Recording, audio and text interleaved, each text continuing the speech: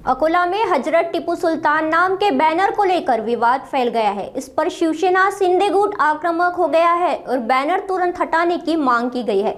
साथ ही शहर प्रमुख राजेश मिश्रा ने नेतृत्व में कार्यकर्ताओं ने अकोला मनपा आयुक्त के कक्ष में ठिया आंदोलन कर विरोध जताया।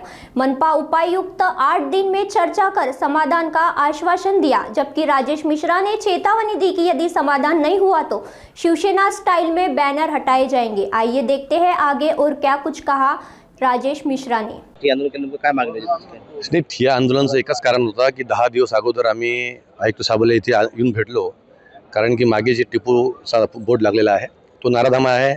आणि काल आमच्या आपल्या राज्याचे मुख्यमंत्री त्यांनी सभागृहामध्ये तिथे वक्तव्य त्यांनी केलं की, आणि ती इतिहासच आहे तो की 75,000 हिंदूचा कत्ल करणारा तो टिपू आहे, 30,000 गायीचा कत्ल करणारा तो टिपू आहे।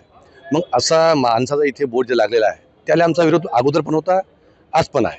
त्यासाठी आम्ही 10 दिवस अगोदर आयुक्ताला पत्र दिलं होतं की त्याच्यावर तुम्ही ते बोर्ड काढा आणि तिथे नवीन नाव द्या, छत्रपती संभाजी महाराज नाव द्या किंवा APJ अब्दुल कलाम नाव द्या, जे आपल्या देशाचे जे प्रतीक आहेत। तर त्यांनी आम्हाला सांगितलं होतं की आम्ही त्यावर काही ना काही कारवाई करतो, आणि योगायोग काल ते राज्याचे मुख्यमंत्री त्यांनी यावर वक्तव्य केलेलं आहे। त्यासाठी आज आम्ही इथे आयुक्त साहेबाला भेटायला आलो की साहेब आम्ही तुम्हाला जे पत्र दिलं त्याचं काय झालं कारवाईचा। तर आयुक्त नसल्यामुळे आम्ही तिथे ठिय्या आंदोलन दिलं। उपायुक्त साहेब आले आम्हाला, त्यांच्यासोबत आम्ही चर्चा केली। आम्ही त्यांना तेच सांगितलं की साहेब ते नियमाप्रमाणे आम्हाला शहराचं वातावरण खराब करायचं नाही आहे। नियमाप्रमाणे या राज्याचा मुख्यमंत्रीचा वारंवार त्यावर टिप्पणी आहे, तर तो बोर्ड इथे नाही पाहिजे असं आमची मागणी आहे।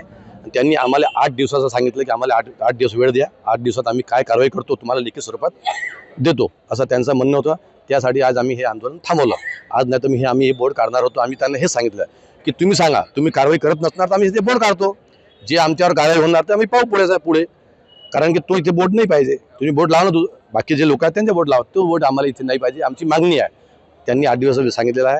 आम्ही यांनी नाही केलं नियमाप्रमाणे तर आम्ही या शहरामध्ये याबद्दल साक्षर मोहीम आणि सर्व करून तरी त्यांनी कारवाई नाही केली तर आमच्या पद्धतीने ते आम्ही बोर्ड काढणार आहे।